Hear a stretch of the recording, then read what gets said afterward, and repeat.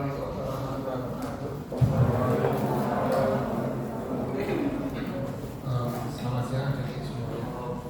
Baik, untuk hari ini sebagai pengganti untuk kuliah kemarin siang, kemarin pagi, jadi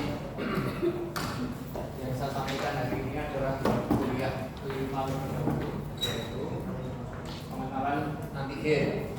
Sudah dengan jadwal. Jadi untuk yang kuliah untuk jenis-jenis sel imun itu nanti saya sampaikan di kesempatan yang akan datang setelah nanti ada waktu kosong. Jadi tolong tutup kembali pintunya.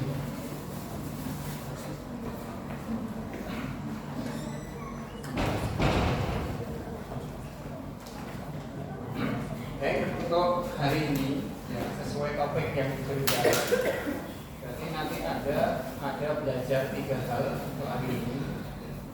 Yang pertama adalah pengenalan antigen oleh sel imun. Kemudian yang kedua mekanisme presentasi. Jadi di sini presentasi antigen nanti seperti apa. Kemudian yang ketiga adalah bagaimana kemudian seorang individu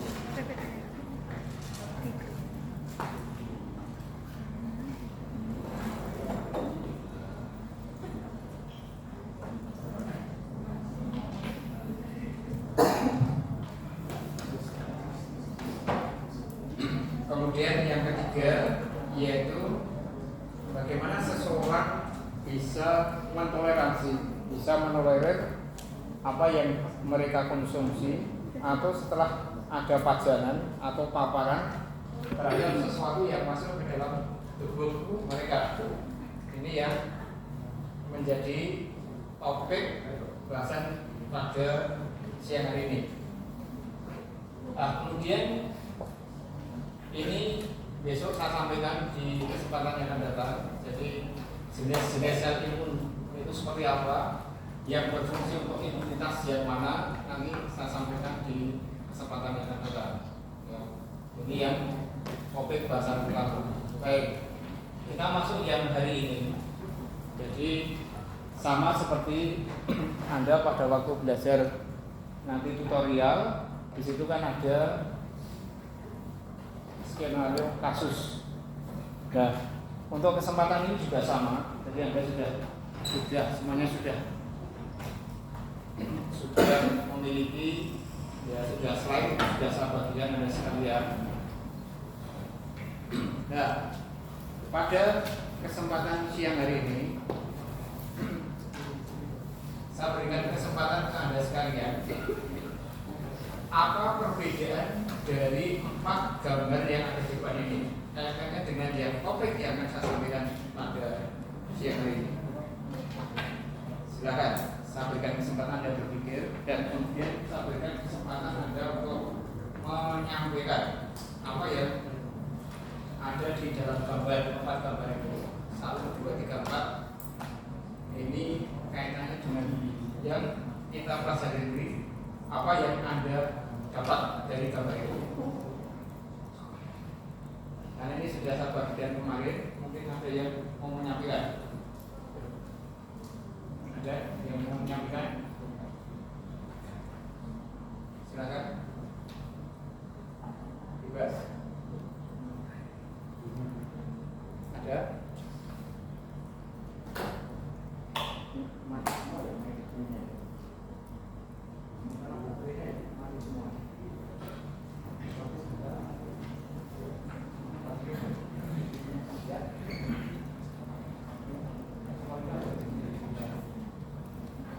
Silakan, siapa yang mau berpendapat?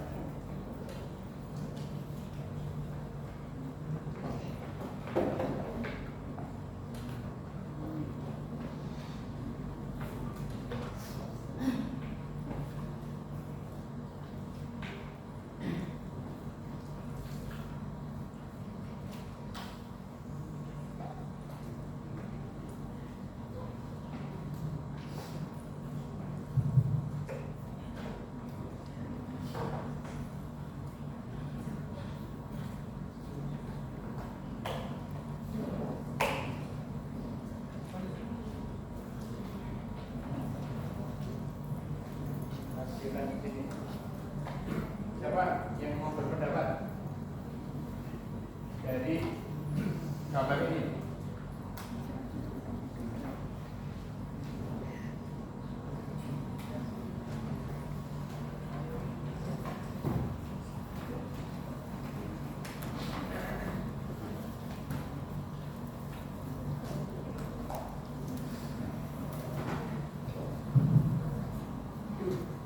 Silakan, siapa yang berpendapat?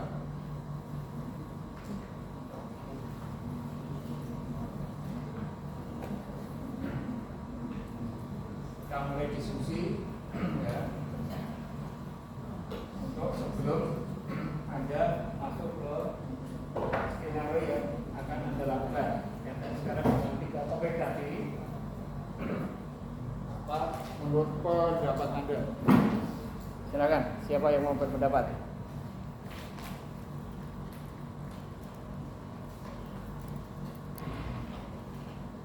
Siapa? Sekarang yang dari depan, siapa yang berpendapat? Bisa tunjuk tengah, kemudian belakang. Kalau nggak ada yang mau ini, siapa? Silakan dari depan. Yuk.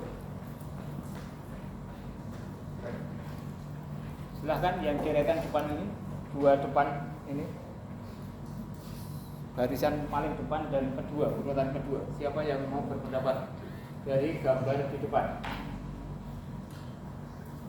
Kaitannya dengan topik yang saya sampaikan tadi, pengenalan antigen, mekanisme pengenalan oleh sel-sel imun. Yuk, siapa yang berpendapat?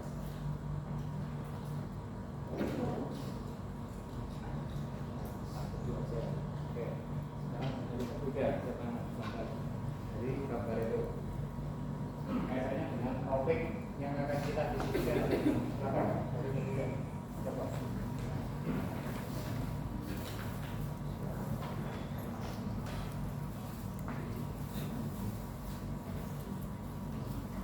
Dari pendapat saya, Ya. ada gambar yang atas kiri itu merupakan Ini ya, luka akut. Ya.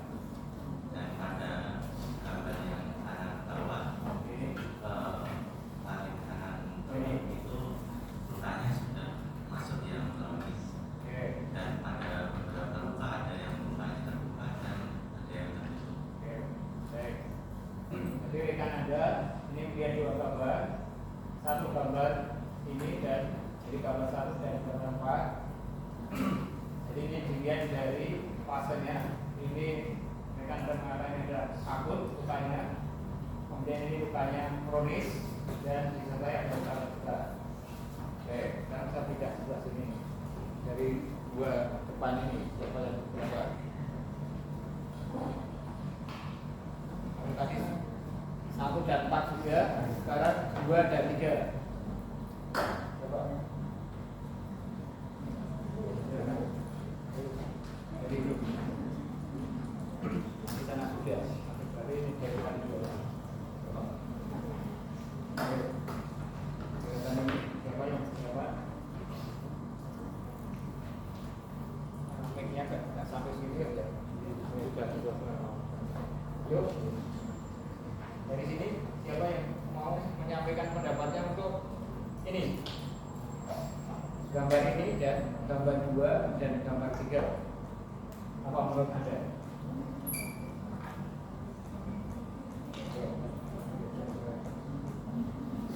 Yang keras ya? Keras. Ini dulu. Menurut Anda? Inflamasi. Terus kan yang gambar ini? Ya. Ada cairannya. Taunya ada cairannya dari mana? Ada benjolannya. Ini. Oke. Rekan Anda mengatakan ini ya ada inflamasi. 2 dan 3. Sekarang deretan tengah. Silakan deretan tengah di sini. Apakah Anda setuju dengan 2 pendapat tadi? Kalau tidak pendapat, silakan. Apa menurut pendapat Anda? Saya ulangi, rekan yang Anda di sebelah depan tadi mengatakan ini adalah luka akut, kemudian ini adalah kronis, kemudian ada luka terbuka. Yang sebelah rekan Anda yang sebelah kiri kanan ini adalah ada inflamasi dan kemudian ini ada cairan. Apakah Anda setuju dengan pendapat itu atau ada pendapat lain? Silakan.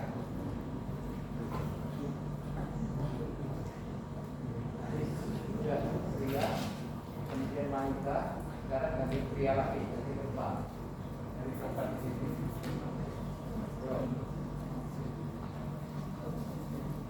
Apakah setuju ataukah tidak? Kalau tidak, menurut pendapat Anda bagaimana dengan keempat pendapat tersebut?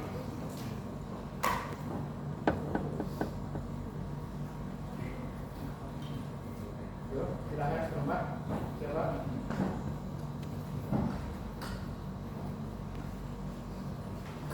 Yuk. Setuju atau tidak? Setuju. Setuju yang mana? Apakah semuanya? Atau kemudian beda-beda?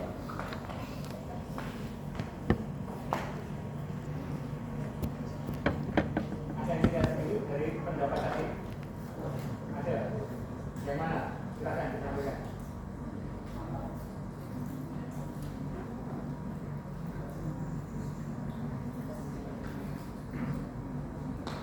Karena ini juga sama seperti pada kasus yang ada nanti pada waktu tutorial ya.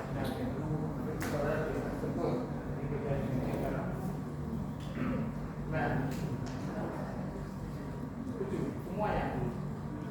Hah? Semuanya? Benar, setuju untuk semuanya? Ya, lihat di rekan sini. Apakah setuju dengan pendapat tadi? Ya. Anda boleh yang grup ini boleh yang belakang. Siapa yang menyampaikan? Anda setuju dengan pendapat tadi atau punya pendapat lain? Dua ini, dua baris ini. Baris ini dan baris ini. Silakan.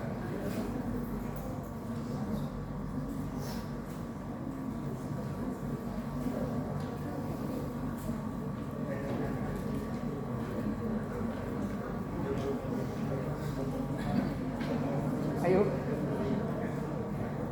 Setuju atau tidak?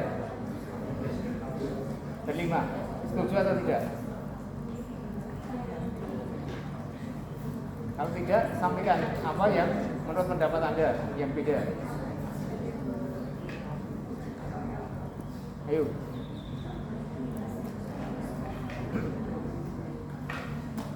Setuju atau tidak? Hah? Tidak. Ayo. Ini grup ini setuju atau tidak? Setuju atau tidak? Setuju. Hah? Setuju. Hah? Setuju enggak? Lihat ini. Ada pendapat? Hah? Gimana tadi? Hah? Setuju? Enggak yakin kalau ada setuju. Sekarang belakang ada setuju dengan pendapat tadi. Jadi yang rekan Anda depan tadi mengatakan ini luka akut, ini luka kronis dengan luka terbuka. Yang sebelah sana tadi ini luka ini inflamasi. Setuju dengan pendapat itu? Boleh pilih silakan, boleh silakan nggak apa-apa. Saya nggak setuju. Ini yang nomor ini, yang nomor ini. Silakan.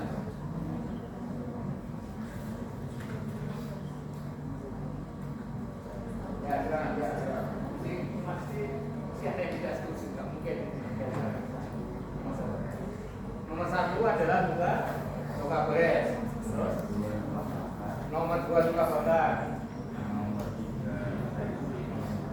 Nomor 3 dan nomor 4 karena infeksi. Nah, tadi ada pendapat itu nggak mungkin saya tadi nggak percaya kalau mereka setuju, karena nggak mau berbicara dari sini.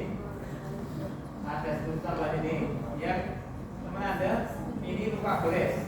ini luka bakar, ini infeksi. Ada setuju? Belum ini. Aku ada pendapat lain. Banyak yang ini bisa digali.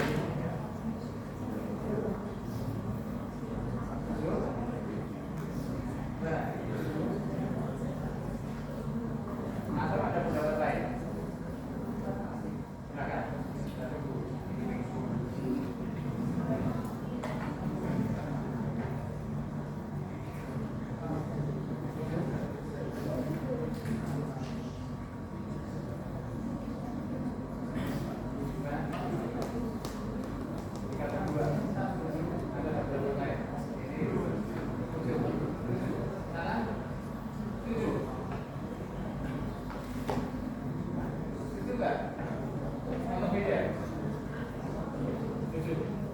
Terakhir, tidak pendapat.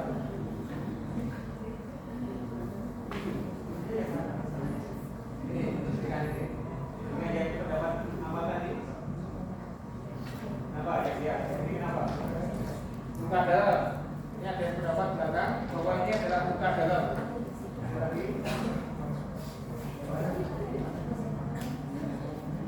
Lagi. Yang nomor 3 luka dalam. Atau memar.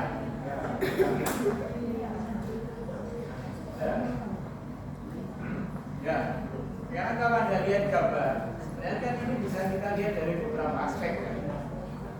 Sekarang yang pertama tadi sudah disebutkan dengan Anda. Sekarang kita lihat dari kausanya, dari penyebabnya. Tadi sudah disampaikan dengan Anda. Penyebabnya ini karena luka gores, karena jatuh. Kemudian di sini penyebabnya karena panas, bakar. Dan di sini penyebabnya adalah infeksi. Nah, nanti kalau yang ini luka gores dengan ini kira-kira beda enggak?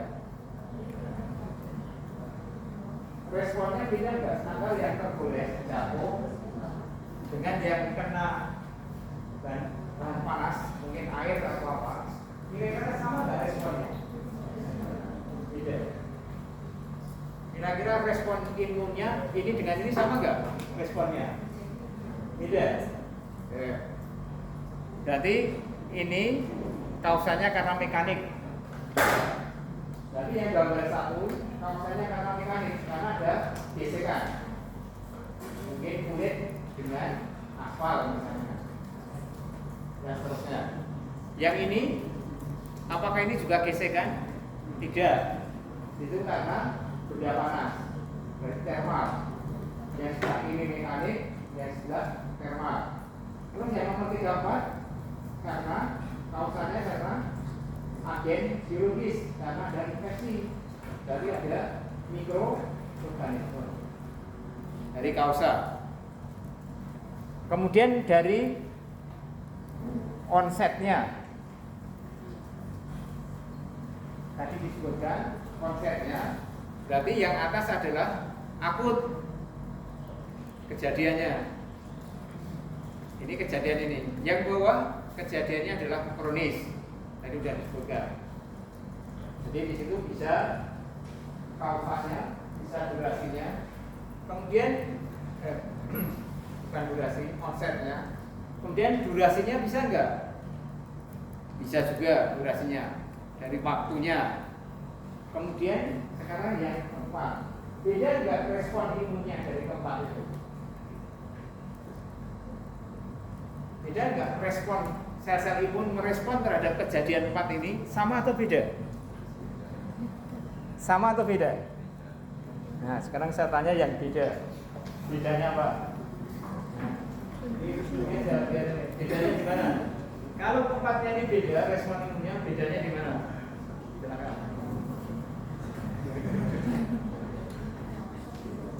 Menurut Anda, tenang saja.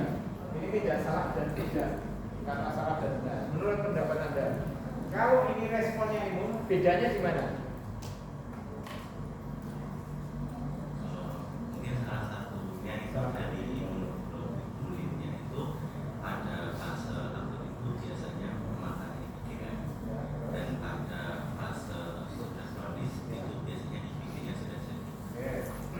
Jadi salah satu pembeda bedanya respon imunnya pada fase akut, di situ yang keluar antibodinya adalah IgM. Kemudian kalau sudah berjalan waktu, kemudian yang tinggi adalah IgG-nya. Ini satu. Yang lain, menurut Anda sama atau berbeda respon imunnya antara yang atas dan bawah? Ini tadi rekan Anda mengatakan beda. Menurut Anda sama atau beda? Sini. Menurut Anda sama atau berbeda? Menurut Anda sama atau berbeda respon imunnya? Dari sini ada diskusi boleh, ya, tapi nggak usah pura-pura dan baca. Tanya kemudian pura-pura dan baca ini. Karena menurut Anda respon imunnya sama atau beda? Beda atau sama? Menurut Anda sama atau beda? Rekan Anda mengatakan beda, karena di situ nanti antibodinya IgM dan IgG, fase akut dan fase kronis. Menurut Anda dari sisi yang lain, apakah respon imunnya berbeda atau sama? Gimana? Ini sama atau beda? Karena ditanya kalau sama pasti suruh jawab kan itu harusnya. Kalau beda ya suruh jawab juga. Jadi tidak ada pilihan untuk Anda jawab. Menurut Anda sama atau beda? Yang lain ada? Nah gini yang saya harapkan, jadi nggak usah tunjuk. Silakan. Menurut Anda sama atau beda? Sama.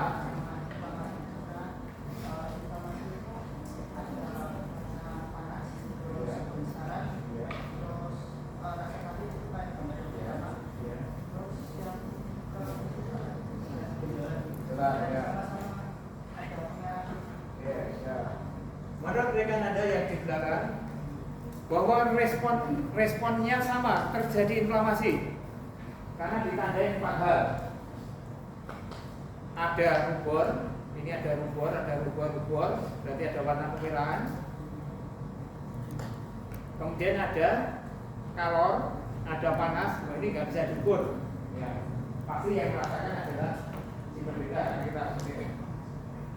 Terus ada tumor karena ada pembengkakan.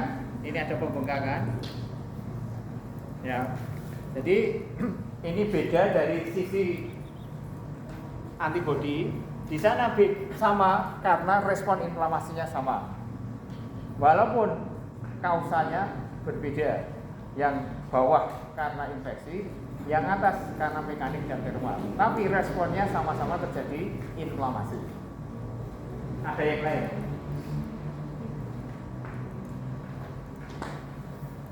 Masih ada yang lain?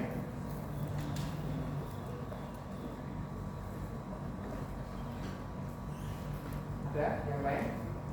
Ada sisi persamaan, tapi ada sisi berbeda. Nah, terkait dengan topik hari ini, ya, terkait dengan topik hari ini siapa yang berperan di sini? Sistem imun innate atau sistem imun adaptif?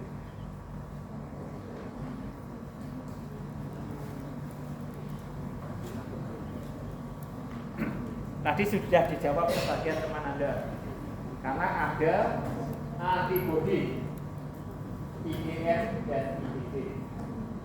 Kemudian kalau dilanjutkan dari keempat itu, apakah sel-sel imunnya sama-sama imun innate dan adaptif, atau yang atas innate yang bawah adaptif? Yang berperan untuk terjadinya inflamasi pada kasus ini.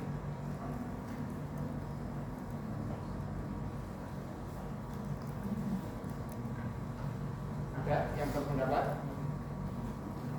Apakah yang atas itu yang berperan adalah sel-sel imun innate atau alamiah? Kemudian yang bawah yang berperan adalah sistem imun adaptif atau yang dapat?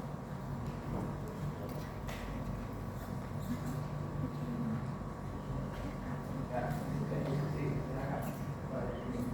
Menurut Anda, yang gerak gambar dari rekan Anda. Yang atas ini adalah sel-sel imun innate, kemudian yang bawah adalah sel-sel imun adaptif.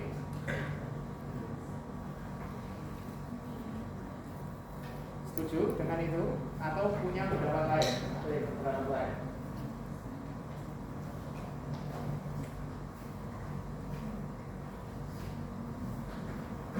Nah, tadi untuk memperjelas tadi, sekarang kita lihat yang tadi.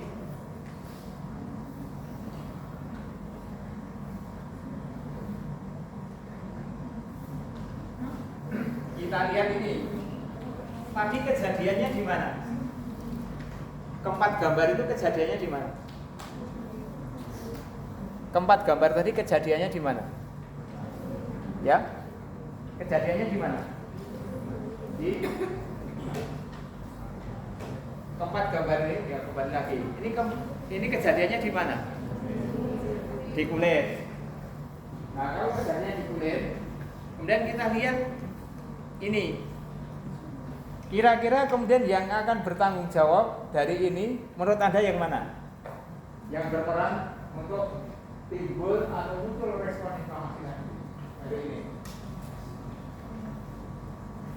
Yang mana? Yang kira-kira menurut Anda yang berperan yang menimbulkan respon inflamasi tadi.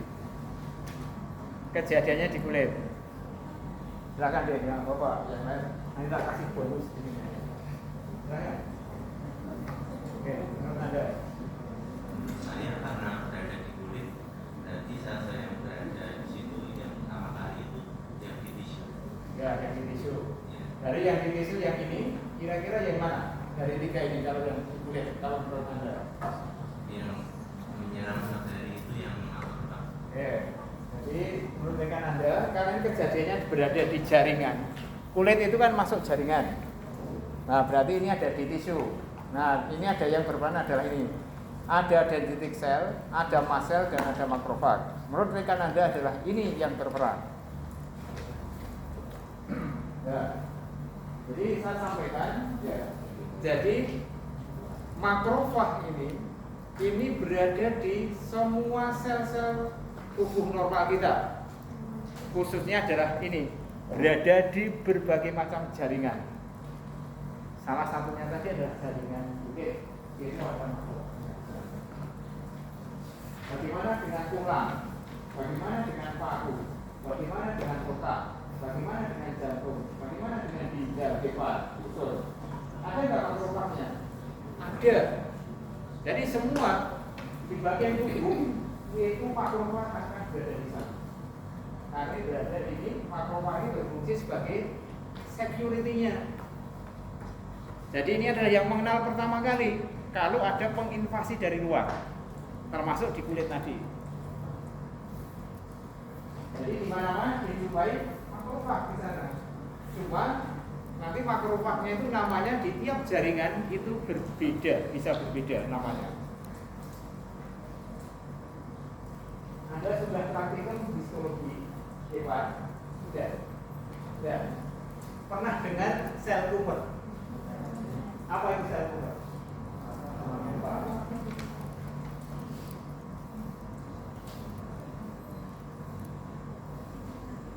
Apalagi yang histologi selain paru, selain saluran cerna yang sudah praktikum?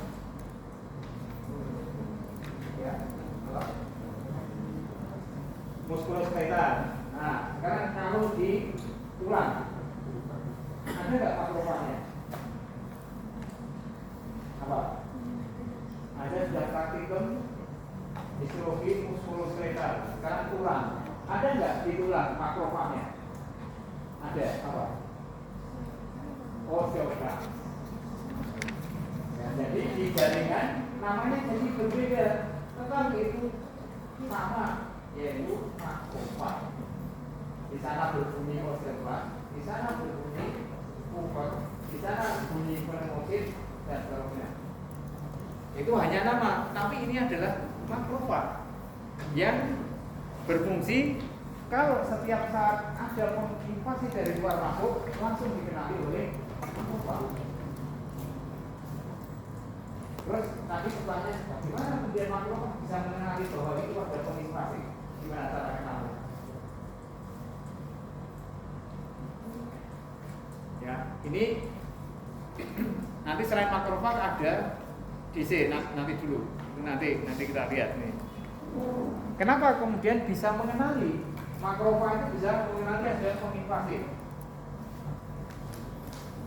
Sebelum sampai ke sana, ya, saya kembali ke definisi dulu. Jadi kembali di sini dulu, ya, nanti biar tidak menjadi salah tafsir. Tadi di judul bunyinya pengenalan antigen oleh sel-sel imun. Ya. Jadi kalau kita kembali ke gambar tadi dengan berbagai macam penyebab tadi, apakah itu kemudian bisa disebut dengan istilah antigen? Ini saya tuliskan di sini definisi. Jadi dengan 4 gambar tadi, apakah penyebab nomor 1, nomor 2, nomor 3, nomor 4 itu kemudian bisa disebut dengan istilah antigen? Bisa nggak disebut dengan istilah antigen? Bisa nggak? Harus mengacu ke sini. Di sini sudah jelas. Antigen itu adalah setiap molekul yang dapat dikenali oleh antibodi atau limfosit T. Berarti kalau dikenali oleh limfosit T atau antibodi atau limfosit T, berarti ini masuk kategori sistem imun adaptif. Jadi kalau sudah disebut antigen, ini kategorinya adalah di sistem imun adaptif. Jadi kalau kemudian kita kembalikan ke sistem imun innate, bisa nggak disebut dengan istilah antigen? Kalau kita kembalikan ke sistem imun alamiah innate, bisa nggak bahan-bahan yang menyebabkan kerusakan atau luka tadi disebut antigen? Tidak. Ya. Jadi kembali ke gambar tadi. Jadi kalau ini terjadi kerusakan, ya, ini ada luka, tapi yang menyebabkan ini tidak disebut sebagai antigen. Antigen hanya berlaku di sistem imun adaptif. Itu mohon nanti dibedakan. Jadi kalau sebutannya ya berarti bahan penginvasi atau benda asing dan seterusnya. Karena tidak memenuhi kriteria atau per definisi tadi. Ini sudah jelas. Yang kedua juga sama. Setiap molekul yang berikatan dengan antibodi atau limfosit T, itu yang dimaksud dengan antigen. Ya, ini kita kembali di sini. Nanti kita ini. Nah, terkait dengan gambar tadi, berarti ini ada peran makrofag. Kemudian sekarang ceritanya, kemudian bagaimana makrofag bisa mengenali bahwa ini ada kerusakan, bahwa ini ada panas, ini ada gesekan, ini ada mikroorganisme. Gimana mereka bisa mengenali? Masih dia punya penanda khusus. Nah, penanda khususnya di makrofag, penanda khusus makrofag yang nanti akan mengenali adalah ini. Pernah dengar istilah PRR? PRR itu kepanjangan Pattern Recognition Receptor. Jadi makrofag itu punya reseptor yang namanya PRR. Inilah yang nanti akan mengenali bahan-bahan yang berasal dari luar. Ini sama berlaku seperti hormon yang mau saya jelaskan di blok 1 maupun di blok 2, bahwa di situ ada senyawa yang akan berinteraksi dengan reseptor yang kemudian di situ akan menghasilkan respon biologi. Jadi sama di sini. Nanti ada bahan asing berinteraksi dengan makrofag, kemudian muncul respon inflamasi. Jadi ada benda asing, ada makrofag, muncul respon inflamasi, ada kawat, ada dolot, dan seterusnya tadi. Ya, sampai di sini bisa dipahami. Karena ini ceritanya mekanisme. Ini di awal dulu. Detailnya kayak apa? Baru salah juga. Ada yang mau ditanyakan dari ini dulu. Jadi benda asing berinteraksi makrofag, kemudian memunculkan respon inflamasi. Nah, siapa yang bertanggung jawab? Makrofag ini kemudian bisa ada transformasi. Siapa yang bertanggung jawab di situ? Yaitu pattern recognition receptor atau disebut PRR.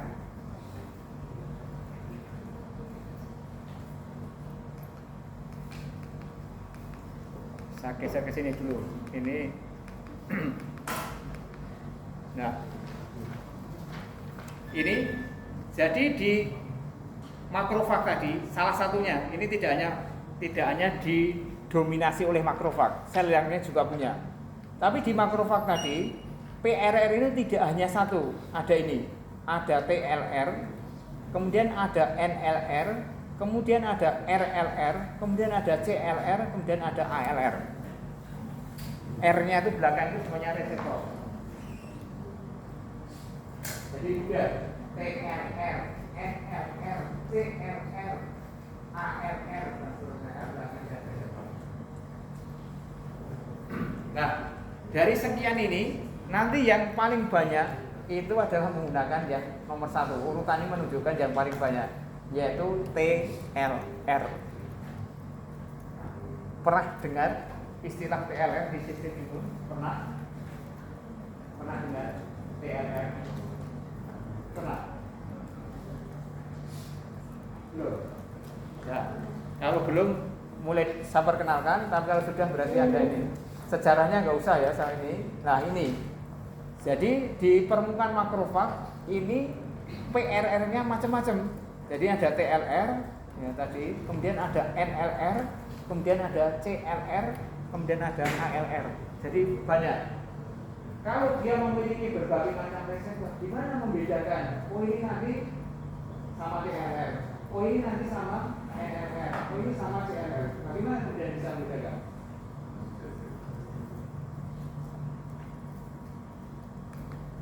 Nah, untuk membedakan ini tergantung dari ini. Pernah dengar istilah DAMP? DAMP? Pernah dengar? DAMP? DAMP? Pernah dengar? Pernah? Pernah dengar PEM? PAMP? Pernah? Pernah dengar dulu? DAMP, PEM, sama LAMP? LAMP ada 3. Nah, ada 3. DAMP ini sudah jelas di sini, ada di sini. Ini adalah damage. Berarti damage itu berarti rusak. Berarti selnya rusak. Nah, kalau dilihat keempat kasus tadi, mana yang rusak dari keempat gambar itu? Apakah keempat gambar itu termasuk kategori ini, termasuk DAMP? Kita lihat di sini, kita kembali. Jadi biar mudah, saya kembalikan ke gambar ini. Dari keempat ini, mana yang masuk kategori DAMP? Dari yang keempat ini, mana yang masuk kategori DAMP? DAMP itu tadi damage, berarti rusak. Selnya rusak. Yang mana yang masuk kategori selnya rusak? Gambar berapa?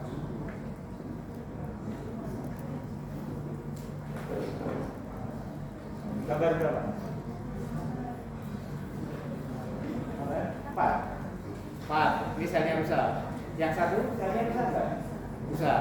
Yang nomor 2 rusak.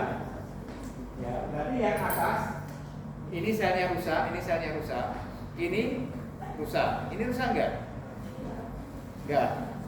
Karena enggak ada luka yang terlihat di sini. Ya, berarti 1, 2, dan nomor 4 selnya rusak. Jadi kalau selnya rusak, berarti ini bisa berfungsi sebagai DAMP tadi.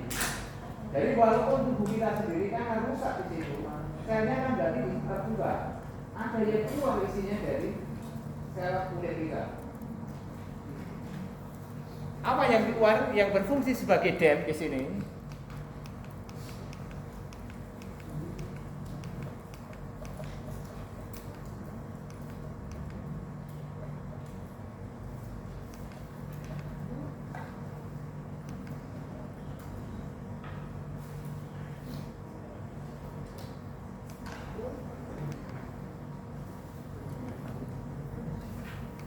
Nah, carinya dulu. Nah, ini. Apa yang masuk kategori DEM di sini? Ini. Jadi di dalam sel itu ada namanya HMGB1, HMGBOX1. Ada HMGBOX1. Sekarang saya tanya dulu. Nanti ini mempraktekkan yang sudah pernah saya sampaikan. HMGBOX1 itu letaknya di dalam sel di mana?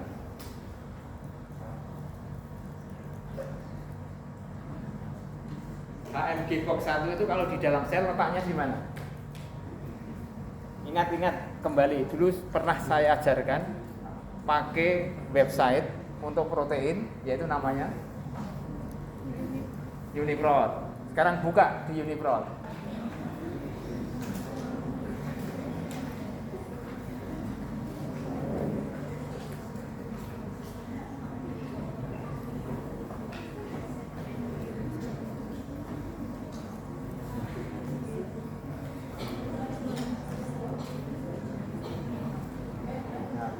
Biar terpakai ya, cuma tidak dilewati, lewat gitu saja. Nah, kalau ada protein ditanya ini letaknya di mana, buka di UniProt. Anda ketemu di mana? HMGBOX itu di mana letaknya di dalam sel?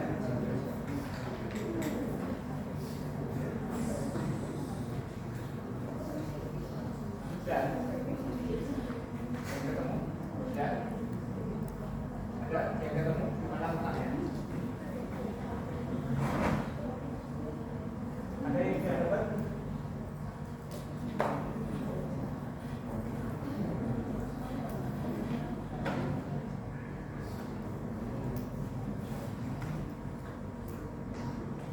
Ya? Ada? Di mana? Ya?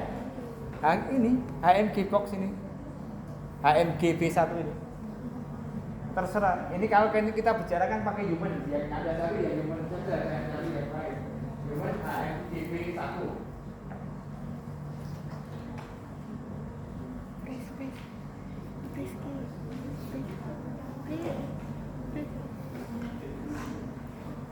Sudah? Sudah? Sudah ketemu? Belum. Ada? Ada yang sudah ketemu?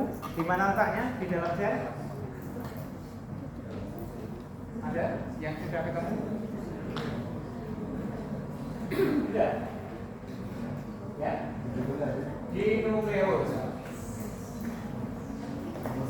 Nah, kalau HMGBOX itu di dalam sel bisa nukleus.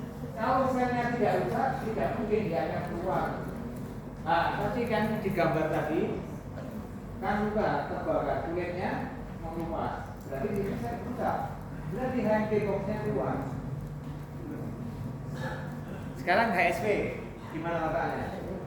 Boleh 70, boleh 90. Di mana letaknya? HSP.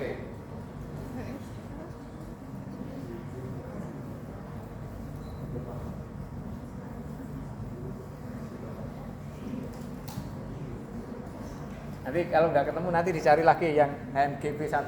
Nanti ada yang ketemu daripada kelamaan. HSP boleh 70, boleh 90. Di mana letaknya di dalam sel? Di sitoplasma. Berarti kalau selnya itu intak, selnya tidak rusak, berarti dia akan keluar dari sitoplasma. Nah, selnya tadi rusak, berarti HSP keluar. Nah, walaupun ini punya kita normal, ini berfungsi sebagai benda aktif karena keluar dari sel. Sehingga HMGB1, HSP 70 ini akan berinteraksi dengan tadi PRR tadi. Yang itulah kemudian akan memunculkan respon inflamasi. Tapi siapa yang mempengaruhi untuk HMGB1 dan TLR? Tidak lain, nanti ada di sini.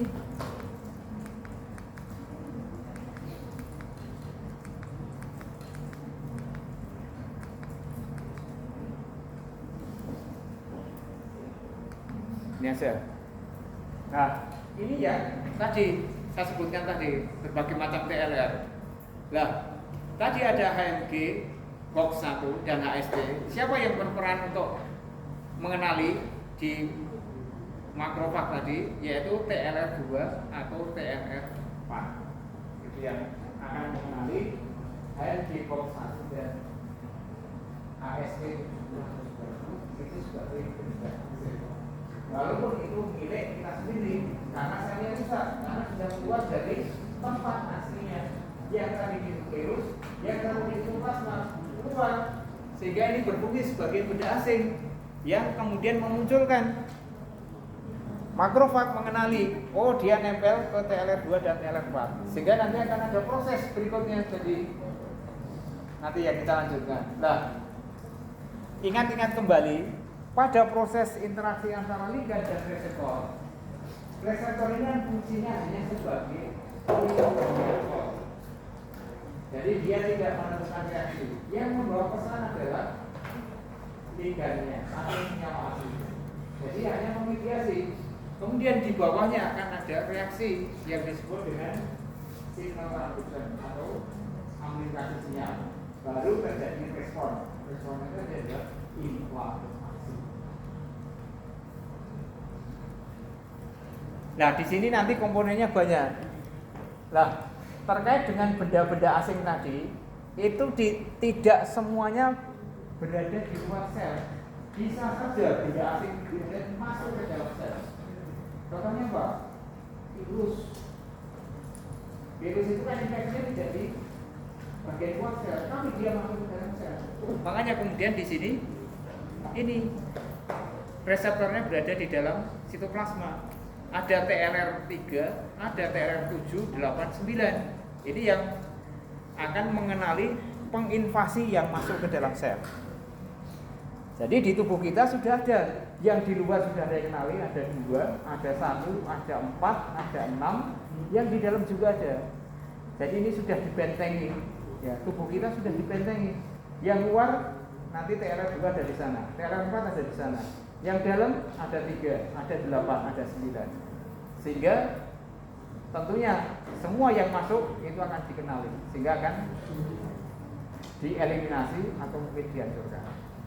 Ya, ini prinsip sistem pertahanan innate yang terjadi dalam tubuh kita. Nah, prosesnya bagaimana? Ini nanti ada protein adaptor.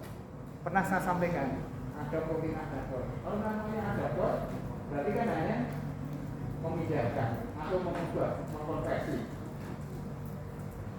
Sama kalau listrik, di tempat kita colokannya 2, di Eropa colokannya 3, di Australia colokannya miring, di Cina beda lagi. Nah itu pakai adaptor. Nah ini juga sama, ini ada adaptornya di sini. Tapi responnya bukan ini dia tidak akan bereaksi apapun, cuma sebagai adaptor yang nanti memperantarai pada proses yang berikutnya, yaitu respon inflamasi. Jalurnya bagaimana? Nanti ada di slide berikutnya. Jadi ini adalah mekanisme untuk yang respon inflamasi secara innate.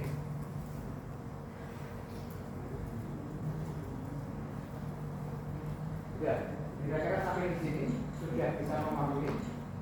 Nah, kemudian kalau ini tadi sudah, sekarang kemudian jadi ganti pertanyaan tadi. Apakah respon inflamasi itu selalu diikuti dengan infeksi bakteri atau virus atau ada agen biologis? Ini pertanyaan saya balik. Apakah respon inflamasi terjadi selalu diikuti invasi mikroorganisme? Ya atau tidak? Apakah setiap respon inflamasi selalu diikuti invasi mikroorganisme? Ya atau tidak?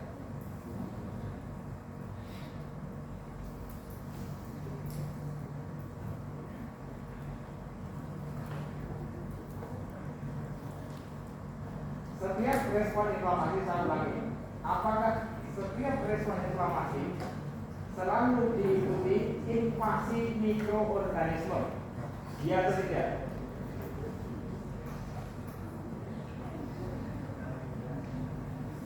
Gimana?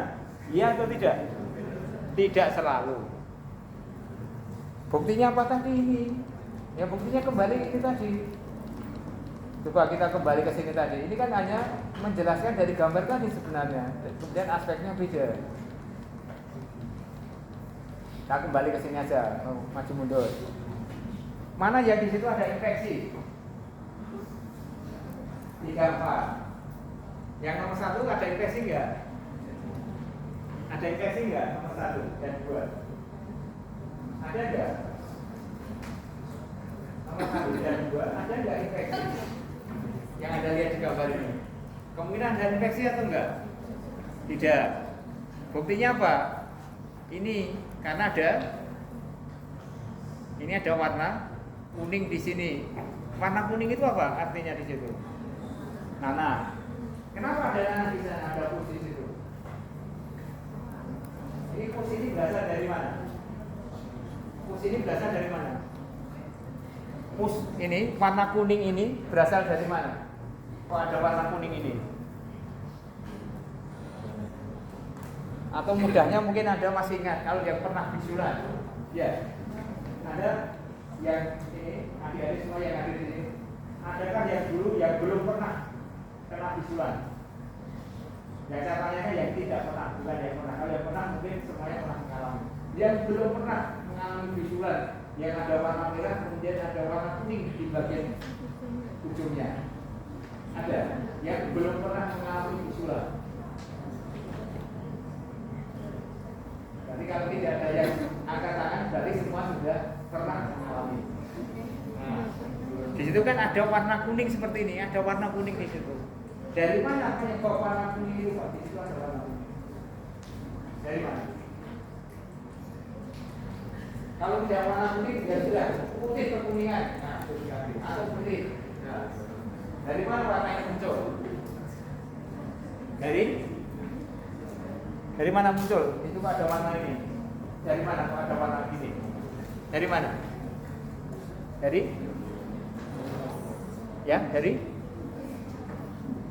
mana? Yang depan. Pada warna itu dari mana? Ada. Dari mana kok ada warna putih, ada warna kuning? Dari mana? Ada pus, ada nanah, dari mana?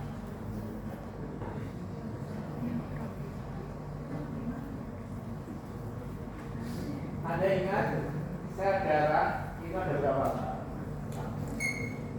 Ada berapa? Sel darah ada berapa? Di sini ada blok 1 tidak 1 komponen darah. Sel darah ada berapa? Sel darah ada berapa?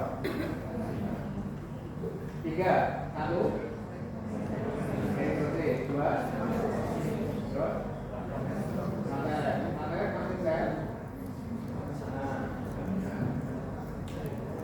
berarti yang warna putih dari mana? Leukosit. Jadi tadi diputar-putar enggak? Saya jawab leukosit ya. Ya. Leukosit itu warnanya apa? Kan darah putih. Nah, itu akan sesuai ini toh? Iya. Berarti di situ ada leukosit yang mati di situ. Jadi leukosit itu karena leukosit yang mati. Matinya karena apa? Nah, karena ada mikroorganisme yang masuk nanti ada bakteri yang begini. Nah, karena ada bakteri yang masuk sehingga kemudian di sini ada infeksi. Kembali ke pertanyaan awal tadi. Gimana berarti? Nah, tadi kan berarti tidak selalu respon inflamasi itu ada infeksi. Jadi respon inflamasi itu ada inflamasi yang steril tanpa ada infeksi mikroorganisme dan ada inflamasi karena mikroorganisme. Jadi ini ada infeksi, ini tidak ada infeksi di sini. Ini rusak, tapi memang ada inflamasi karena itu dia di situ tidak ada warna kekuningan di situ. Nah, jadi di sini menunjukkan bahwa yang atas ini terjadi inflamasi karena tadi ada dam tadi, ada sel yang rusak, damage tadi, sehingga ada makrofag, kemudian dengan HMG box 1 tadi, ada HSP 70, 90 berinteraksi sehingga terjadi inflamasi. Tapi kalau yang di bawah ini berarti ada patogennya. Berarti di situ ada peran PAMP, PAMP, patogenik. Ya, yang patogenik siapa? Dari mikroorganisme. Siapa mikroorganisme? Bakteri, virus, jamur, parasit. Ini ikut ke mikro atau sebagai agen biologis. Ya, jadi di sini ada peran PAMP karena ada patogen. Kalau patogen berarti bukan dari tubuh kita. Kalau kemudian sekarang ditambah, mungkin nggak yang bawah ini ada DEM-nya, yang nomor 3 dan 4, ada nggak di situ DEM-nya? Ikut berpengaruh nggak? Atau ikut berperan nggak DEM di situ? Dari gambar 3 dan 4.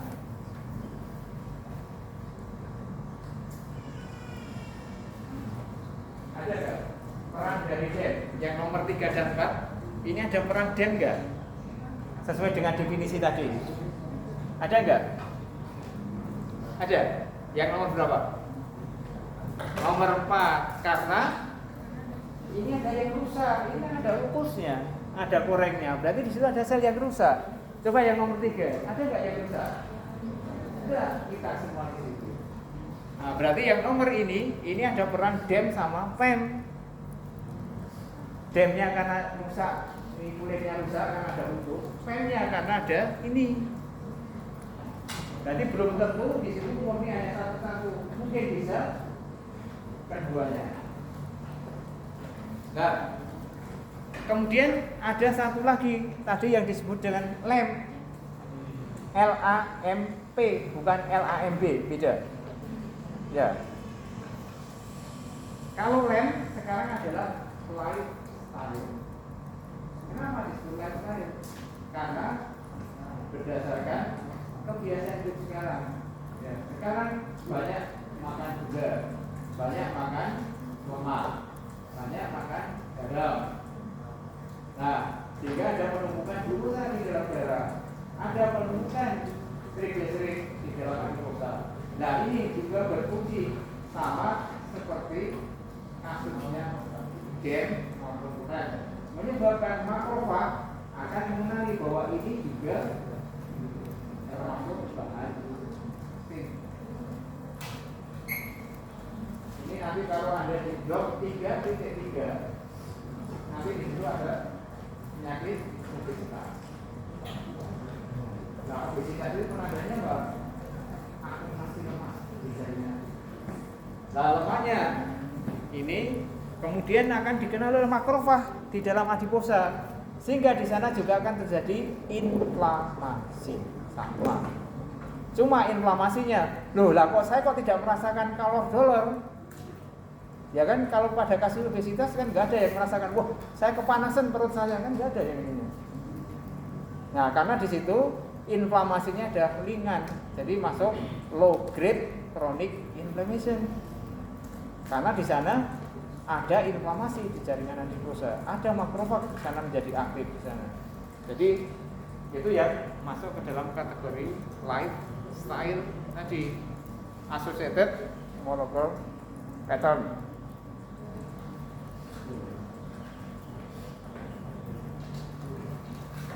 Ya, sampai di sini yang init ada pertanyaan? Sebelum saya tambahkan bagaimana inflamasi terjadi, tadi sudah apa yang berperan ini?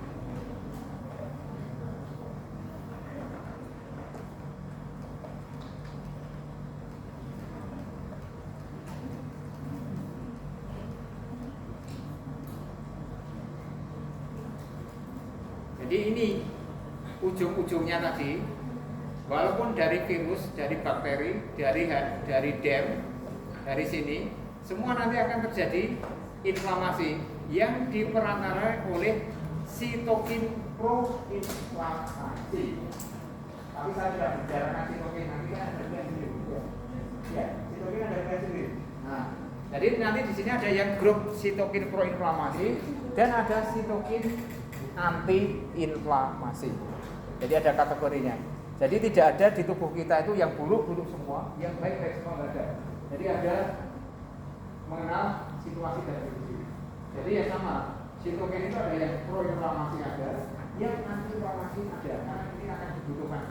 Kapan dibutuhkan dan kapan kemudian tidak dibutuhkan ada.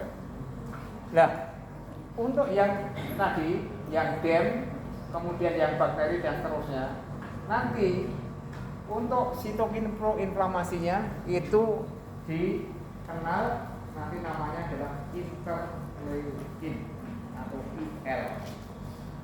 Jadi nanti yang pro-inflamasi ada interleukin 1, ada interleukin 2, ada interleukin 6, ada interleukin 18 dan seterusnya. Tapi yang tidak masuk interleukin tapi juga masuk sitokin pro-inflamasi yaitu TNF atau tumor necrosis factor, itu masuk sitokin pro-inflamasi. Nah, kalau infeksi virus, sitokinnya bukan IL tapi adalah ini nanti interferon. Jadi bedanya di situ. Jadi kalau infeksi virus ya itu ada, tapi nanti yang dominan, yang banyak adalah interferonnya, bukan interleukin. Ini kaitannya terjadinya respon karena keluar ini, sehingga maka akan terjadi tadi. Ya, sampai di sini. Ini, saya kira ini ya penjelasan tadi. Ya penjelasan tadi, ini ujungnya akan terjadi inflamasi karena akan terbentuk interleukin 6, interleukin 1, TNF dan seterusnya.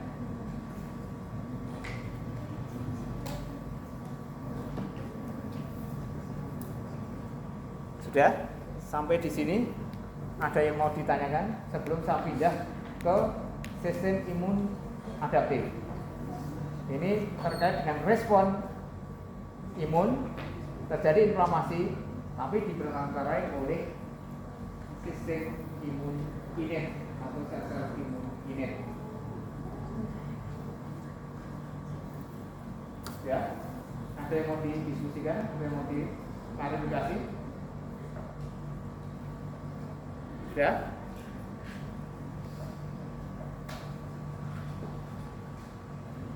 Sekarang kita masuk yang tadi. Tadi ada sekresi atau keluarnya antibodi. Tentu kalau tadi ada antibodi, di situ ada peran antigen. Nah, dari mana antigen itu didapat? Pada kasus yang nomor 1, 2, 3, 4. Antigennya dari mana? Kalau tadi antigen berarti sebutannya adalah setiap molekul yang dapat berinteraksi, dapat berikatan dengan limfosit B atau limfosit T. Nah, sekarang antigennya dari mana? Kembali ke gambar 1, 2, 3, 4. Yang kemungkinan tadi sudah Anda rekan-rekan tadi sudah disebutkan. Yang di situ kemungkinan sistem imun adaptif ada di nomor 3 dan 4. Karena tadi ada leukositnya yang mati di sana.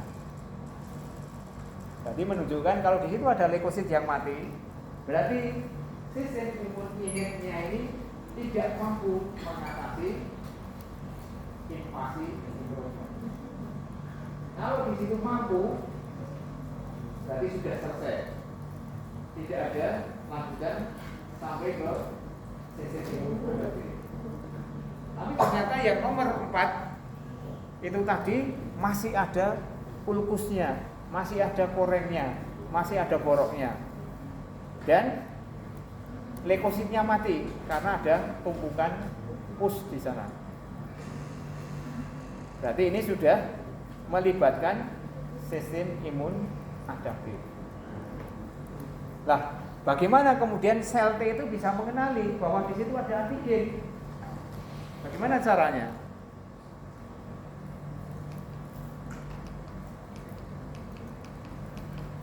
Kalau dibicarakan satu-satu nggak selesai ya, dalam waktu ini. Kita ambil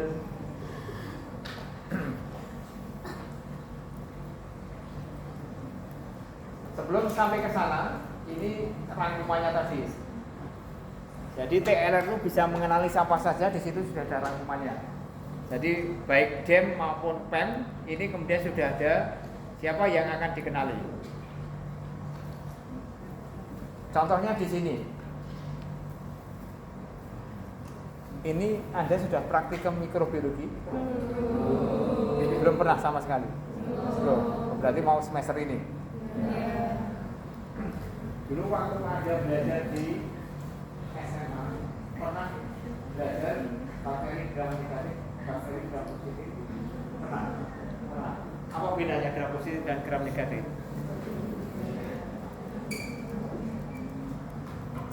Apa bedanya bakteri gram positif dan gram negatif? Dulu Anda pernah, Anda ingatkan kembali. Apa bedanya bakteri gram positif dan gram negatif? Dinding sel. Saya dulu tidak mengambil biologi. Bisa sama.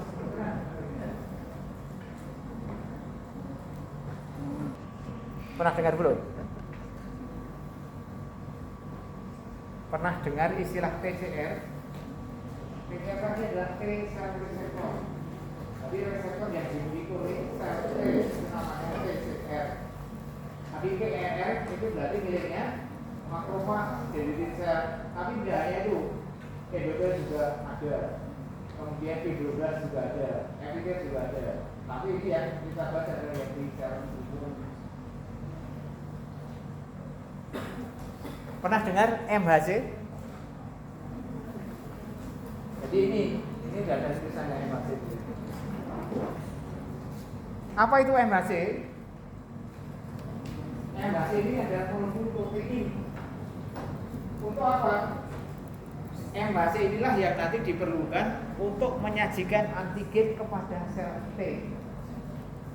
Jadi kalau tidak ada MHC, itu tidak akan ada interaksi antara makrofag dan sel T atau sel B. Jadi agar antigen bisa dikenali oleh sel T, bisa tadi ada produksi antibodi, harus ada MHC. MHC tadi dimiliki oleh makrofag, salah satunya. Jadi tidak hanya makrofag.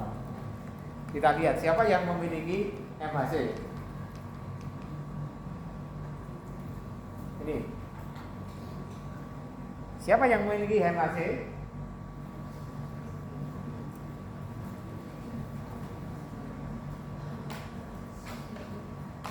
Ada 3 yang memiliki MHC. Ada dendritic cell, ada makrofag, dan ada limfosit B. Itu yang memiliki MHC kelas 2. Padahal MHC itu ada 2. Ada MHC kelas 1 dan ada MHC kelas 2.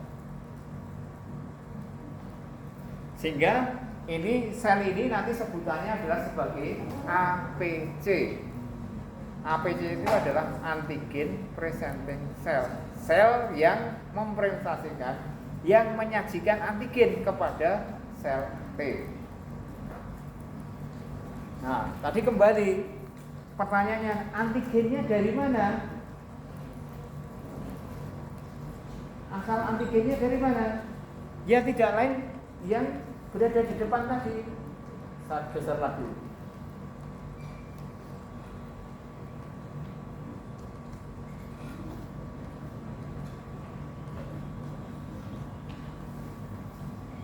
Nah, dari mana antigennya? Dari sini. Jadi ini begitu ini ada interaksi, tadi ada inflamasi. Nah, kalau itu tadi berasal dari bakteri, bakterinya itu kemudian dibawa masuk di fagositosis. Selain ada inflamasi, ini dibawa masuk. Kenapa dibawa masuk? Ini nanti diproses di sini. Ini ada di sitoplasma itu ada organel yang disebut dengan lisosom. Tadi ada proses fagositosis. Makanya nanti disebut di sini fagolisosom. Jadi nanti prosesnya namanya adalah fotofagi. Nah, ini diproses di sini. Ini bakteri ini di sini, kemudian di sini ada enzim. Sehingga LPS ini kemudian dipotong-potong. LPS-nya tadi kan panjang. Kemudian LPS-nya dipotong-potong oleh enzim. Kan bunyinya lipopolisakarid lagi. Dipotong-potong. Nah, potongan itulah yang disebut sebagai antigen. Jadi bukan ini yang utuh kemudian berarti antigen, bukan. Jadi ini masuk, dibawa masuk, kemudian dari sini dipotong-potong menjadi fragmen, menjadi potongan. Lah potongan ini kemudian dibawa kembali keluar. Di sini ada MHC. Jadi di sini kabarnya.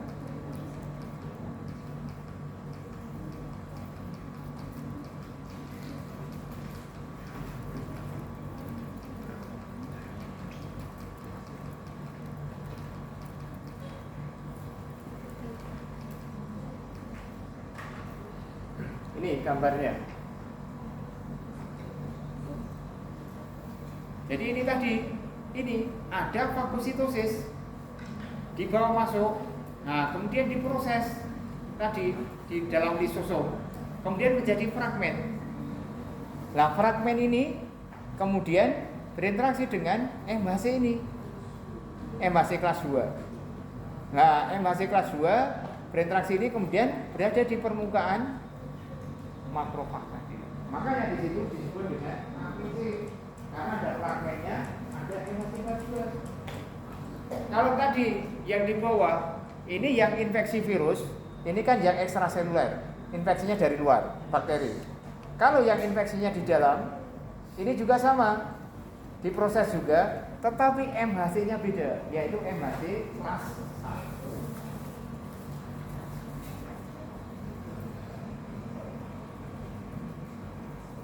Ya belum, karena siang mungkin ada yang akan masuk ya, kalau yang penting ada bisa ya paham dengan apa yang saya maksudkan. Sudah, gimana?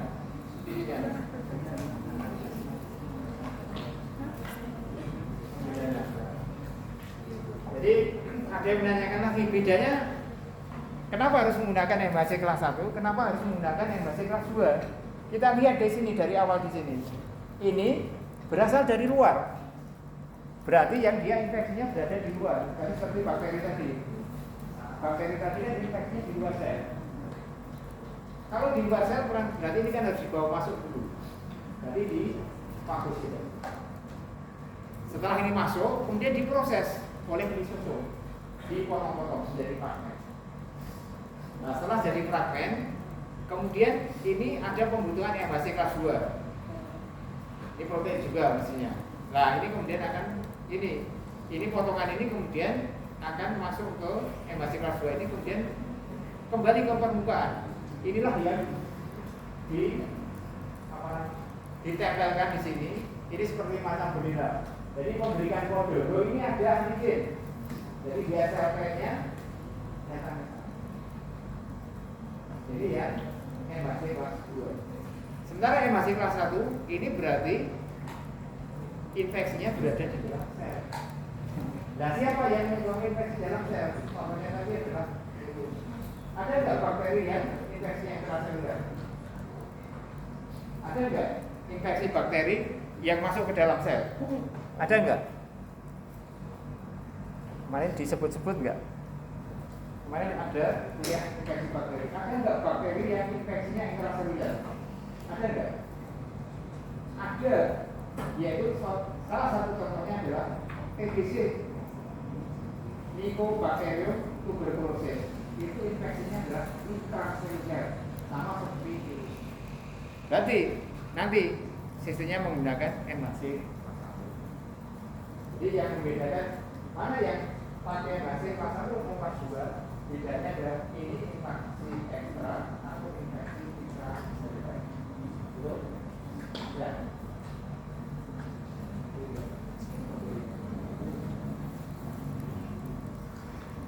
Sudah? Ada yang mau ditanyakan? Lah, ternyata pada waktu menggunakan MHC itu, ternyata nanti jenis leukosinnya yang menjadi aktif beda penandanya. Yang ekstraseluler itu nanti limfositnya pakai CD4. Yang infeksi intraseluler menggunakan CD8. Apa itu CD? Apa itu CD? CD itu kepanjangan dari cluster of differentiation. Berarti ini adalah penanda untuk maturasi dari sel-sel imun. Jadi kalau sel-sel imun itu sel-sel imun itu berfungsi, mereka punya penanda masing-masing atau punya CD sendiri. Kalau leukosit secara umum, ya leukosit semuanya, mereka pasti CD45. Jadi kalau CD45 ini berarti untuk semua leukosit, entah itu monosit, entah itu basofil, neutrofil, eosinofil, leukosit T, leukosit B, semuanya CD45. Ini untuk kelas leukosit. Kalau nanti limfosit, monosit, nanti ada CD yang lain lagi. Jadi masing-masing beda. Untuk dendritic cell dan makrofag punya CD sendiri. Sehingga kalau ini yang muncul CD ini, oh berarti misalnya adalah makrofag. Oh kalau yang muncul CD ini ini adalah dendritic cell. Nah, bagaimana kemudian kita bisa membedakan itu? Nasib alatnya adalah menggunakan flow-cytometer. Jadi yang alat untuk membedakan tadi, oh ini adalah selnya limfosit T, oh ini limfosit B, oh ini makrofag, oh ini dendritic cell. Itu sudah digunakan dengan berdasarkan marker di masing-masing. Sudah sampai di sini. Jadi nanti jangan kaget dan masih dengan istilah CD. Itu yang itu adalah sel-sel imun. Masing-masing memiliki penanda masing-masing. Tapi secara umum kalau leukosit itu CD45. Kalau limfosit berarti tambah CD3, itu khusus limfosit. Tapi kalau nanti untuk ini berarti CD45 positif, CD3 positif, CD4 positif untuk yang MHC kelas 2. Kalau yang MHC kelas 1 berarti CD45 positif, CD3 positif, CD8 positif. Jadi beda jenis sel limfosit tergantung dari jenis masing-masing.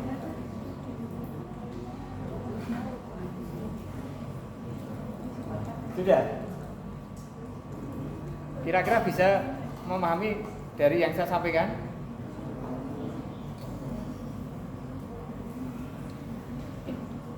Karena semakin tambah ya semakin susah, semakin banyak hal yang harus Anda pahami, bukan Anda hafalkan, tapi Anda pahami.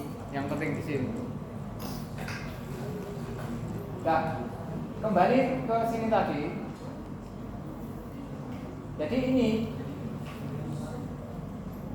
Jadi di makrofag tadi, yang kasus nomor 4 tadi, berarti ini ada makrofag, kemudian ada MHC kelas 2, ini ada bakteri, terserah bakterinya apa. Apakah gram positif, apakah gram negatif, terserah. Terus kemudian di sini ada sel T, ini ada TCR, ini ada TCR-nya. Berarti harus ada interaksi ini. Kalau di situ limfositnya diaktifkan atau terjadi maturasi dari limfosit T. Makanya ini adalah proses pembelajarannya adalah ini. Makanya disebut dengan proses adaptif. Karena adaptif sesuai dengan jenis antigen. Ya. Jadi mungkin nanti ada salmonella, mungkin ada streptococcus, mungkin ada mycobacterium, sehingga sel T-nya bisa berbeda-beda. Belum nanti virus, belum nanti jamur, belum nanti parasit. Jadi banyak. Nah, yang jadi pertanyaan, apakah di lingkungan kita ini kita tahu, oh ini di ruangan ini banyak streptococcusnya? Tidak tahu. Tidak tahu kalau ini tidak kita lihat isi ruangan ini bakterinya ada. Pasti di sini itu ada mungkin bakteri ada, virus ada, jamur ada. Itu ada di lingkungan kita. Jika tidak ada lingkungan itu yang betul-betul steril. Nanti kembali yang di depan tadi. Kenapa yang luka tadi kok ada yang lukanya tanpa infeksi dan ada yang infeksi karena kembali ke kemampuan sistem imunnya masing-masing. Kalau sistem imunnya kuat, ya berarti itu juga ada. Kalau kemudian sistem imunnya tidak kuat, makanya kemudian ada infeksi tadi, sehingga muncul yang nomor 3 dan 4 tadi. Karena sistem imunnya menurun atau lemah dan seterusnya. Nah, siapa yang menyebabkan sistem imunnya menjadi menurun? Ya, banyak hal di sana. Banyak hal yang menyebabkan kemudian sistem imunnya berubah. Mungkin karena punya penyakit yang dapat menyebabkan penurunan sistem imun. Apa yang penyebab yang sering menyebabkan penurunan imun? Infeksi virus contohnya. Kalau kita terkena influenza misalnya, kemudian langsung kita merasakan ya, badannya lemah dan seterusnya. Nah, itu salah satu dari sistemnya turun. Makanan berpengaruh enggak terhadap kekuatan sistem imun? Pengaruh enggak? Pengaruh besar. Karena sistem imun tadi pembentukannya mayoritas karena protein. Nah, kalau asupannya protein berkurang, berarti sistem imunnya juga menurun. Contohnya apa? Pada kasus kelaparan. Pada kasus orang-orang yang kelaparan, di situ sangat rentan terjadi infeksi karena protein asupannya mungkin sangat terbatas, mungkin atau bahkan tidak ada. Proteinnya digunakan untuk energi karena dia tidak ada asupan, sehingga sel-sel imunnya juga akan berkurang di sana. Itu sebagai contoh ini. Kalau misalnya seperti yang Anda lakukan, Anda kalau mau ujian begadang, kira-kira pengaruh enggak? Jadi Anda belajar semalam tidak tidur, ya kan sering enggak? Sering enggak? Ada sering melakukan enggak? Kalau mau ujian blok, kemudian semalam tidak tidur, ada? Ada enggak ya? Ada di sini. Jadi belajar sampai pagi tidak tidur, begitu ujian malam tidak tidur. Ya.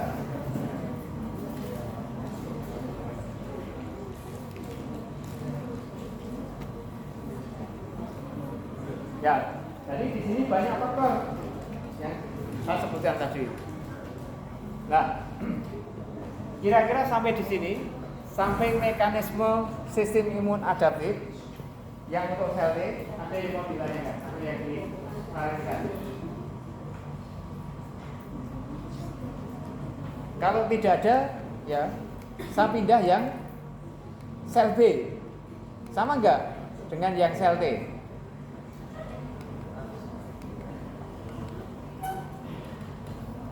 Oh, sebentar. Nanti sebelum lanjut ya. Jadi tadi agar terjadi maturasi ini, jadi agar terjadi maturasi limfosit T yang tadi menjadi aktif, ternyata tidak hanya ini saja yang dibutuhkan.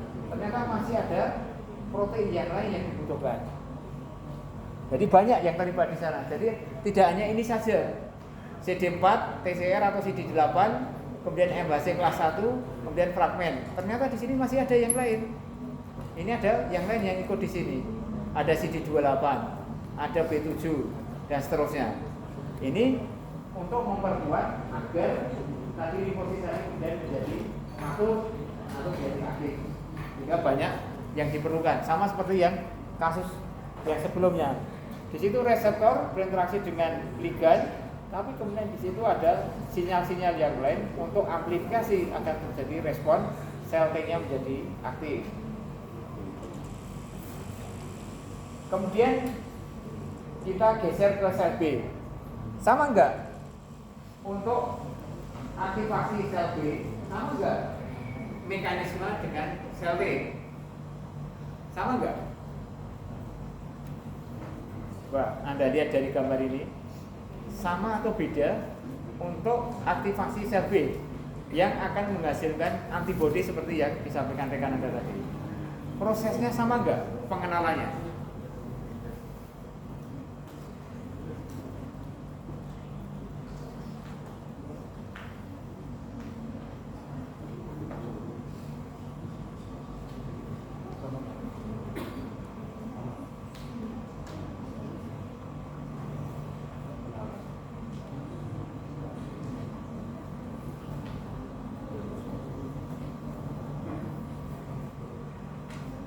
Sama enggak?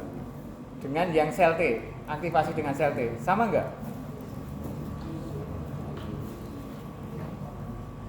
Sama enggak aktivasi sel B dengan sel T? Sama enggak? Lihat gambar itu aja. Sama enggak? Aktivasinya beda. Di sini kan ada makrofag. Ini ada enggak makrofag? Enggak ada. Terus siapa? Ini, yaitu sel T. Jadi ada sel B dan sel T. Kemudian terjadi interaksi, baru ini muncul ini. Jadi beda aktivasinya.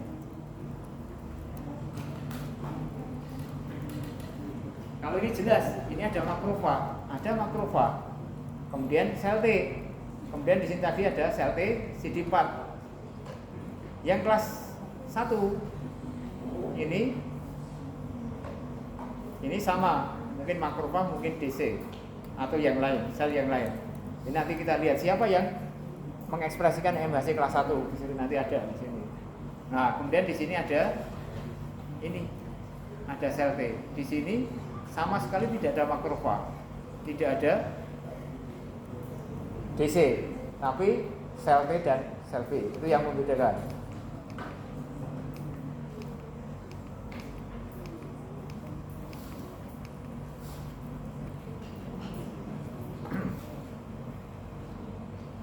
Ini detailnya ini. Bagaimana bisa aktif? Aktivasinya adalah langsung sel B itu sendiri yang peran di sini. Jadi sel B bisa berinteraksi dengan ini mikroba. Jadi sedikit beda dengan yang tadi. Jadi di situ tadi yang sel T itu harus ada APC-nya, yaitu makrofag atau dendritic cell. Di sini APC-nya ya sel B itu sendiri. Karena APC tadi sel B juga termasuk sebagai APC.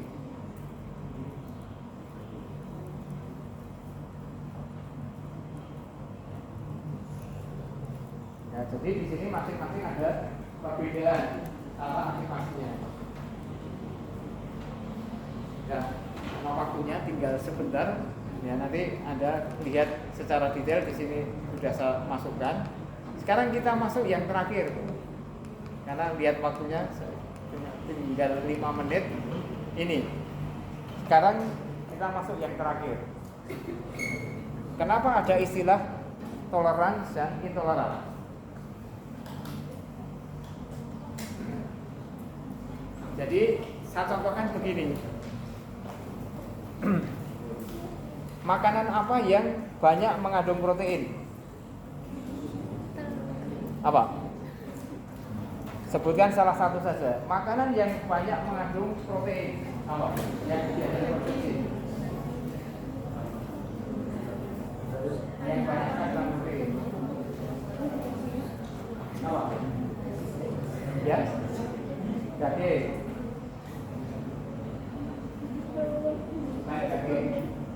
Telur. Nah, sekarang kita nonton ya telur aja. Yang paling ini, karena kalau daging itu yang apa yang alergi daging itu banyak sedikit sekali. Kalau alergi telur sudah banyak. Jadi kenapa ada orang yang alergi telur, ada yang tidak? Juga kasusnya sama pada ikan. Banyak kan yang alergi seafood. Kenapa dia alergi seafood? Kok yang lainnya tidak? Sempat berpikiran enggak? Kok dia alergi? Kok kalau karena ini saya tidak pernah bisa menikmati seafood? Karena ada yang mikir begitu. Nah, ini kembali ke sini. Kenapa bisa muncul toleran sama intoleran?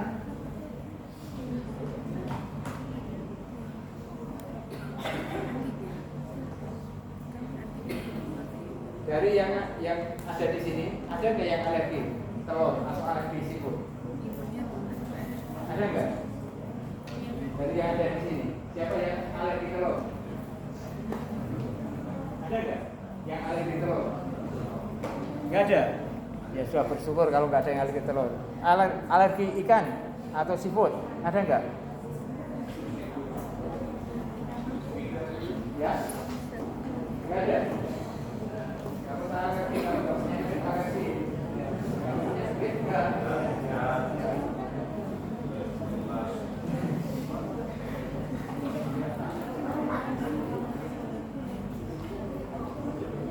Jadi ini jawabannya di sini.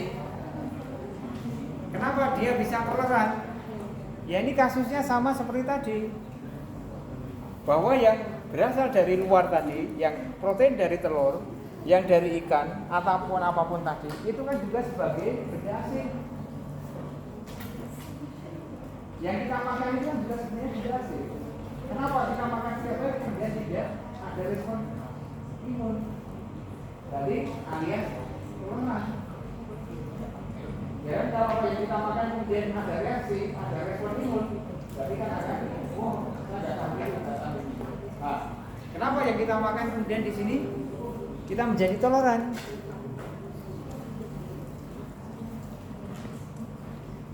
Ya, jadi di sini ada peran ini. Ya, kenapa perannya di sini?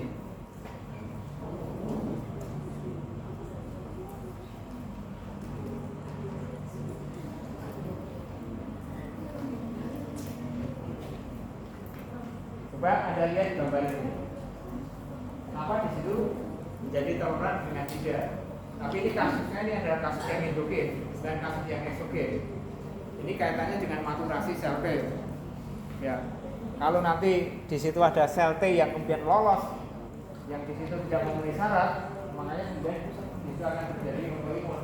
Tapi yang kasus yang nanti kita lihat, ya, kasusnya adalah yang berasal dari luar. Jadi kasusnya tadi, ya, ceritanya tadi kan terjadinya respon tadi, sel T tadi kan ada ini dan ada tambahan di sini. Kan tadi ada tambahnya, ada CD28, ada B7 dan seterusnya. Nah, kemudian di sini ada peran di sini. Ada inhibitory receptor. Jadi kalau tadi walaupun ini ada interaksi tadi, kalau kemudian ini tidak disertai interaksi yang lain, ini tidak terjadi interaksi, sehingga ini juga tidak menjadi aktif. Selnya kemudian juga tidak menjadi reaktif. Kalau tidak reaktif, jadi ini tidak akan muncul respon reaksi. Ini salah satunya yang menyebabkan kenapa kita toleran. Kemudian yang kedua, nanti saya sampaikan di saya menyampaikan di imunitas mukosa. Nanti ada imunitas mukosa, yaitu di saluran gastrointestinal. Di dalam usus itu kan ada mikrobiota. Di usus kita itu kan banyak mikrobiota yang hidup, yang sifatnya adalah simbiosis. Jadi pada kasus-kasus alergi itu ternyata terjadi perubahan flora normal yang ada di usus. Yang semula simbiosis berubah menjadi disbiosis.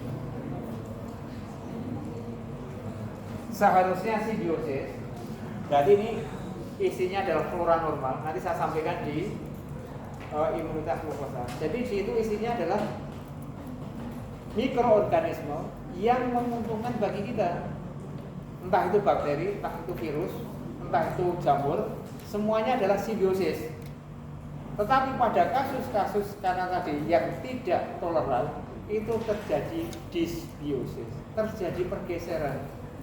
Yang semula flora normal berubah menjadi patogen. Nah inilah kemudian yang memicu munculnya kasus alergi terhadap makanan. Apa buktinya? Ya, nanti lebih detail di mukosa. Buktinya apa?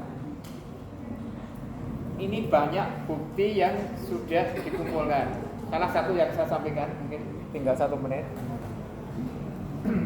Salah satu contoh, sama-sama bayi baru lahir. Yang satu lahirnya adalah secara spontan, yang satu ada melalui operasi atau seksio cesarean. Ternyata dari kejadian ini setelah diamati kemudian hari, ternyata yang SC ini beresiko lebih tinggi terjadi alergi dibanding yang spontan. Apa alasannya? Apa alasannya? Pada waktu bayi itu lahir, melewati jalan lahir ibu, di sana jalan lahir itu kan banyak mikroorganisme di sana. Jadi begitu lahir, itu ada yang masuk lewat mulut, masuk ke saluran pencernaan. Sehingga di situ sudah diisi mikrobiota dari si ibu. Sementara yang SC, mereka ditempatkan di ruang steril yang tidak ada interaksi dengan mikroorganisme. Sehingga ini tidak ada pengenalan dini terhadap sistem imunnya. Sehingga tidak ada interaksi antara mikroorganisme. Sehingga kemudian begitu dilepas, begitu sedikit kemudian terjadi ini itu. Itu satu. Bukti yang kedua, antara anak-anak yang hidup di peternakan, maksudnya orang tuanya di situ memelihara ternak, dengan yang tidak, itu berisiko alergi lebih tinggi dibanding yang, atau mudahnya peternak itu tidak alerginya lebih sedikit atau lebih tinggi dibanding yang bukan peternak. Kenapa?